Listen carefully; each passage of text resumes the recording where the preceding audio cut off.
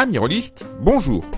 Aujourd'hui, une vidéo un peu particulière, indirectement en lien avec le jeu de rôle, puisque je vais vous présenter un logiciel que j'ai déjà utilisé dans certaines vidéos de la chaîne et dont nous allons avoir besoin encore plus spécifiquement dans de prochaines vidéos.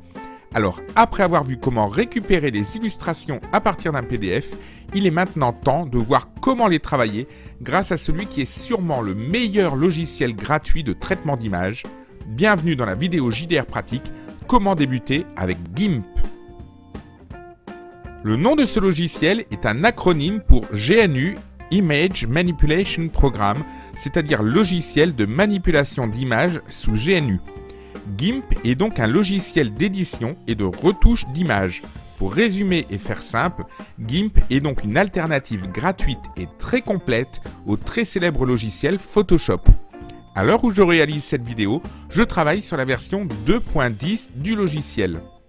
Lorsque vous ouvrirez GIMP sur votre ordinateur, il se présentera sûrement de manière plus complète que ce que je vous montre sur le mien. J'ai en effet volontairement fermé la majorité des fenêtres pour ne vous montrer que l'interface la plus basique, mais aussi pour vous montrer comment ouvrir les différentes fenêtres si jamais il vous arrivait de les fermer par inadvertance. Vous voyez donc ici l'interface de base de GIMP avec une grande fenêtre, pour l'instant vide, qui permettra d'afficher l'image sur laquelle vous travaillerez, et l'ensemble des menus déroulants. Le menu Fichier, qui contient notamment, comme beaucoup de logiciels, les fonctions d'ouverture et d'enregistrement de fichiers, ainsi que la fonction d'impression. Le menu Édition, classique, qui permet notamment de couper, copier, coller, etc. Le menu Sélection, non moins classique. Le menu Affichage, le menu Images, le menu Calque, le menu Couleurs, le menu Outils, le menu Filtre, le menu Fenêtre et enfin le menu Aide. Nous allons commencer par nous intéresser au menu Fenêtre qui va nous permettre d'ouvrir quelques fenêtres supplémentaires qui vont apporter les fonctionnalités les plus indispensables de GIMP. La première fenêtre que nous allons ouvrir est la boîte à outils qui va, sous forme d'icône, nous présenter tous les outils de modification d'image que nous propose GIMP. Comme je vous le disais, cette fenêtre est sûrement déjà ouverte dans votre version du logiciel GIMP, mais je préfère vous présenter comment l'ouvrir si jamais il vous arrive de la fermer. Donc si jamais la fenêtre de boîte à outils manque à l'appel, vous pouvez l'ouvrir en allant dans le menu Fenêtre et en cliquant sur Nouvelle boîte à outils. Vous voyez que s'ouvre une fenêtre contenant de nombreuses icônes et que je peux déplacer partout sur mon écran. Je peux également élargir ou diminuer la taille de cette fenêtre. Pour des raisons de commodité, j'avoue préférer que cette fenêtre soit intégrée à un des côtés de l'interface et qu'elle ne bouge plus. Pour cela, toujours dans le menu Fenêtre, je choisis l'option Mode Fenêtre unique. Vous voyez que, dans ce mode, la boîte à outils est maintenant intégrée à la partie gauche de l'interface de GIMP, ce qui n'empêche absolument pas de modifier sa largeur en cliquant sur les 3 points que vous voyez sur les côtés. Alors, intéressons-nous davantage à cette boîte à outils. En fait, elle présente nettement moins d'outils que GIMP n'en propose réellement, tout simplement pour des raisons de commodité et de place. En effet, chacune des icônes que vous voyez correspond à un outil sélectionné parmi un groupe d'outils disponibles à sa place. Je vous montre un exemple pour illustrer cela. Vous voyez que la première icône en haut et à gauche représente des flèches dans les 4 directions.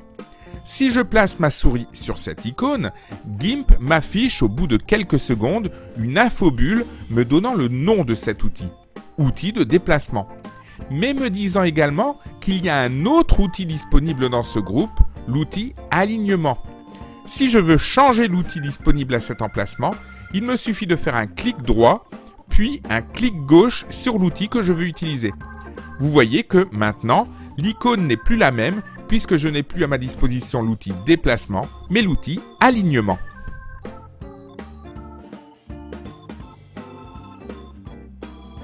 De la même manière, la deuxième icône met à ma disposition les outils sélection rectangulaire et sélection elliptique. La troisième icône, les outils sélection à main levée, sélection par ciseaux et extraction du premier plan. La quatrième icône, les outils sélection contiguë et sélection par couleur. La cinquième icône, uniquement l'outil de découpage. La sixième icône, les outils de mise à l'échelle, de transformation unifiée, de rotation, de cisaillement, de retournement, de perspective, de transformation 3D et de transformation par poignée. La 7e icône, les outils de gauchir et de transformation par cage. La 8e icône, les outils de remplissage et de dégradé. La 9e icône, les outils de pinceau, de crayon, d'aérographe, de calligraphie et de brosse, bref, les outils de dessin. La 10e icône, l'outil gomme. La 11e icône, les outils de clonage en perspective et de correcteur. La 12e icône, les outils de barbouillage, de flou netteté et d'éclaircir assombrir. La 13e icône, l'outil chemin. La 14e icône, l'outil texte. La 15e icône, les outils pipette à couleur et mesure. Et la 6e icône, l'outil de zoom. Dernier outil, un peu particulier, donc à part du reste, les couleurs. Il y en a 2 d'affichés. Une couleur active pour le premier plan, une couleur active pour l'arrière-plan. Vous pouvez inverser l'une et l'autre simplement en cliquant sur la flèche entre les 2 couleurs. Vous pouvez aussi modifier ces couleurs en cliquant sur celle que vous désirez changer. GIMP ouvre alors une fenêtre de dialogue où vous pouvez sélectionner une nouvelle couleur en cliquant sur la nuance voulue, ou en modifiant les rapports des couleurs de base, ou même en entrant directement le code HTML de la couleur. Ici, par exemple, 6.0, ce qui correspond en HTML à la couleur noire. Maintenant, l'utilisation de tous ces outils peut être modulée grâce à des options d'outils qui nous seront très utiles. Ces options d'outils ont leur propre fenêtre qui, le plus souvent, est ouverte en dessous des outils. Mais dans mon cas, encore une fois, cette fenêtre est fermée pour que je puisse vous montrer justement comment l'ouvrir. Les choses se passent à nouveau dans le menu Fenêtre. La fenêtre d'options des outils est ce que l'on appelle une fenêtre ancrable, et c'est dans le sous-menu Fenêtre ancrable du menu Fenêtre, à la première place, que nous allons la trouver. Il suffit donc de cliquer sur Options de l'outil, et la fenêtre apparaît. Vous voyez qu'elle apparaît sous forme d'un onglet. Si je fais un clic gauche sur cet onglet et que je ne relâche pas le bouton, je peux alors déplacer la fenêtre où bon me semble. La fenêtre est dite ancrable car si je la prends en cliquant sur son onglet et que je l'approche d'un bord de l'interface, elle va s'y ancrer. C'est d'ailleurs comme cela que je vais l'ancrer sous les outils de GIMP.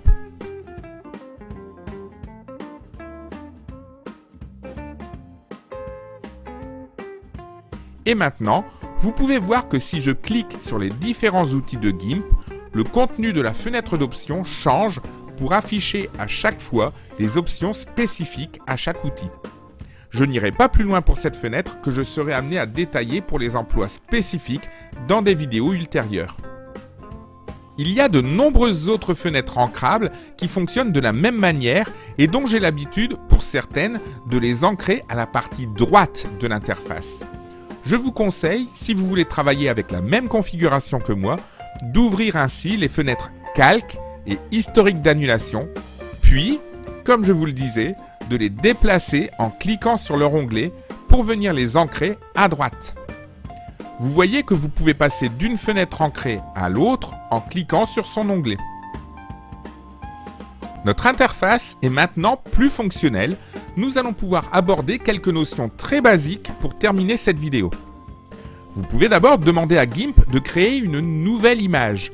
Pour cela, dans le menu Fichier, choisissez Nouvelle image ou tapez le raccourci CTRL-N.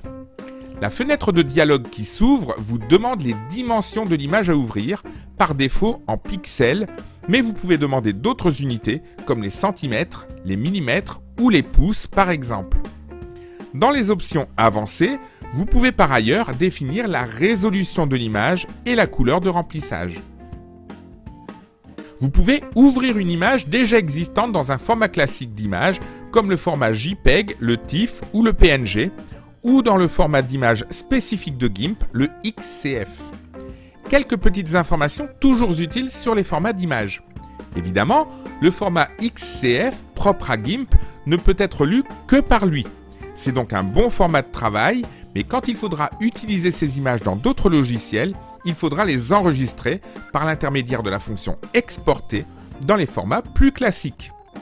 Parmi ces formats que je qualifie de classiques, Le TIFF est considéré, autant que je sache, comme un format sans compression, c'est-à-dire sans perte de qualité. L'avantage, la qualité d'image est généralement très bonne. L'inconvénient, comme le fichier n'est pas compressé, il est en général de grande taille et gourmand en mémoire. Les formats JPEG et PNG sont des fichiers compressés. Ils perdent donc plus ou moins en qualité, mais gagnent en petite taille et donc en facilité d'utilisation par l'ordinateur. Le JPEG est le plus célèbre, mais j'avoue que le PNG a ma préférence car, contrairement à l'autre, il peut gérer la transparence, c'est-à-dire que ce format distingue les zones non remplies des zones blanches, alors que le JPEG considère que tout ce qui est non coloré est blanc. Nous verrons sûrement dans des vidéos toutes ces conséquences de façon beaucoup plus visuelle. Petite variation sur le même thème, vous pouvez importer une image pour, notamment, ouvrir sous forme d'un fichier image des PDF par exemple. Dans ce cas, GIMP vous demandera quelle page de votre PDF vous souhaitez ouvrir s'il y en a plusieurs. Attention, GIMP ouvrira cette page sous forme d'une image et pas d'un ensemble de calques. Si vous voulez accéder à un calque spécifique, il faudra utiliser un autre logiciel comme Inkscape. Encore une fois, si tout cela est obscur pour vous, ne vous inquiétez pas, nous le détaillerons spécifiquement quand nous en aurons besoin dans les futures vidéos. Et vous pouvez coller une nouvelle image dans GIMP après l'avoir copiée dans un autre logiciel ou dans votre navigateur. D'ailleurs, vous pouvez tout à fait, à partir de l'explorateur Windows, faire glisser-déposer un fichier directement dans l'interface de GIMP. Sinon, pour coller, vous allez dans le menu Édition, sous-menu Coller comme et vous choisissez Nouvelle image ou encore, plus simplement, le raccourci clavier CTRL-MAJ-V. Dernier point de base que je souhaitais aborder dans cette vidéo de présentation, c'est la notion de calque.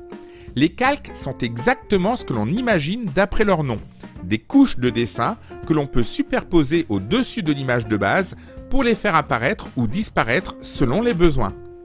Ils sont gérés dans la fenêtre de calque. Si j'ouvre une image au hasard, vous voyez qu'un calque portant le nom de l'image apparaît dans la fenêtre de calque.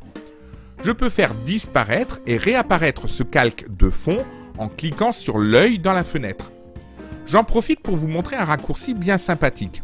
Si vous voulez faire un zoom avant sur l'image, il suffit d'appuyer sur la touche plus de votre clavier. Et vous avez compris que pour dézoomer, il suffit d'appuyer sur la touche moins de votre clavier. Si maintenant j'ouvre une nouvelle image de la même façon, GIMP me la présente de la même manière. Mais ne vous y trompez pas, il n'a pas fermé pour autant l'image précédente. Vous pouvez la retrouver sous la forme d'onglets dans l'interface. Si ces onglets d'image n'apparaissent pas, il suffit de se rendre dans le menu Fenêtre et de cocher « Afficher les onglets ». Maintenant, imaginons que je veuille coller ma deuxième image dans la première. Je fais copier dans le menu Édition ou plus simplement par le raccourci CTRL-C. Je vais dans ma première image et je colle toujours dans le menu Édition ou par le raccourci CTRL-V. Le cas le plus pratique maintenant, c'est dans la fenêtre de calque de faire un clic droit sur Sélection flottante pour demander d'en faire un nouveau calque par vers Nouveau calque. Vous voyez que notre image maintenant est constituée de deux calques. Le calque de fond, qui est l'image de départ, et ce nouveau calque que nous venons de créer.